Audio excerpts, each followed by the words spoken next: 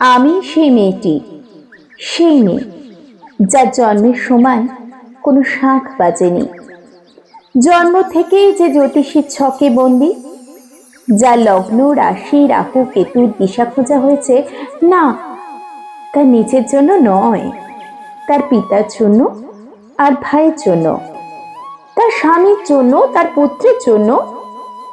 কিন্তু যার গর্ভ থেকে আমার জন্ম, সেই মায়ের কথা বলেনি কেউ। আমি সেই মেয়েটি, সেই মেয়েটি যে জন্ম থেকেই বিবাহের জন্য বলি প্রদত্ত, যার বাইরের চেহারা, চোখ নাক মুখ ত্বক চুল রং নিয়েই দর কষাকষি, কালো না ফর্সা, সাদা না টিকলো, লম্বা না বেটে, কুতকুতে না টানা টানা, যার মাথার বাইরেটা নিয়েই সকলের ভাবনা, মাথার ভেতরটা নিয়ে কারো কোনো মাথা ব্যথা নেই। আমি সেই মেয়েটি যে ছোটবেলা থেকে শুনেছে জোরে জোরে কথা বলতে নেই, ছুটতে নেই, চেঁচাতে নেই, হাসতে নেই, এমনকি কাঁদলেও তা লুকিয়ে লুকিয়ে। আমি সেই মেয়েটি যাকে বলতে নেই খিদে পেয়েছে, ঘুম পেয়েছে, ইচ্ছে করছে না, ক্লান্ত লাগছে, আর পারছি না, আর পারছি না।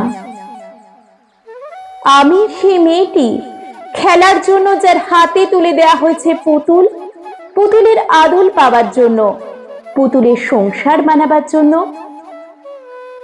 আমি সেই মেয়েটি যে গত কোনো শতাব্দীতে 5 বছর বয়সে মালা দিয়েছে গঙ্গা যাত্রীর গলায়, কুলীন ব্রাহ্মণের 365তম স্ত্রীর অন্যতমা হয়ে স্বামীর গর্বে হয়েছি গর্বিনী। একাদশীর দিন অবুঝ দশমীর বালিকার তৃষ্ণায় আটক খড়ের মাটি লেহন করতে করতে পান ত্যাগ করেছি, সন্তানের পর সন্তান জন্ম দিতে দিতে যন্ত্রণায় মুখ থুবড়ে পড়েছি সূতিকাগারে, জ্বলে পুড়ে মরেছি সতীদাহে। আমি বুঝতে পারিনি যে চাকরির জায়গায় নিজের কাজের কুশলতা দেখাতে নেই। আমি বুঝতে পারিনি যে আমার প্রেমিককে তার প্রেমপত্রের বানান ভুলগুলো ধরিয়ে দেওয়াটাই আমার ভুল হয়েছিল। আমি বুঝতে পারিনি আমি যদি কবি হতে চাই, আমার বন্ধুরা বলবে ওটা কবিতা হয়নি, পদ্য হয়েছে। আমি বুঝতে পারিনি যে 20 শতাব্দীর শেষ সীমানায় এসে দাঁড়িয়েও এই পুরুষ শাসিত সমাজ বুদ্ধিমতীদের জন্য অপ্রস্তুত। আমি সেই মেয়েটি যে দেখেছে একটি নারী কেমন করে নিছক মেয়ে ছেলে বনে যায়, চরিত্রের উল্টো দিকে হেঁটে যায় সফল স্বামীদের গিন্নিরা, শিক্ষার চেয়ে উজ্জ্বলতা পায় বেনারসি শাড়ির ফুলকি, বুদ্ধির চেয়ে দীপ্তিমান হয়ে ওঠে অন্ধকারে হীরা পান্না। আমি সেই মেয়েটি, জানেন, আমি সেই মেয়েটি যে জীবনের কয়েকটি বছর ফুলের পর ফুল পুনরূপী ফুল করে চলেছি। অন্ধকারে তিনি ফিরতে পারি না বলেই কি আমি অপমানের জ্বলন্ত কয়লার উপর দিকে হেঁটে যেতে চাই দুঃখের দিকে।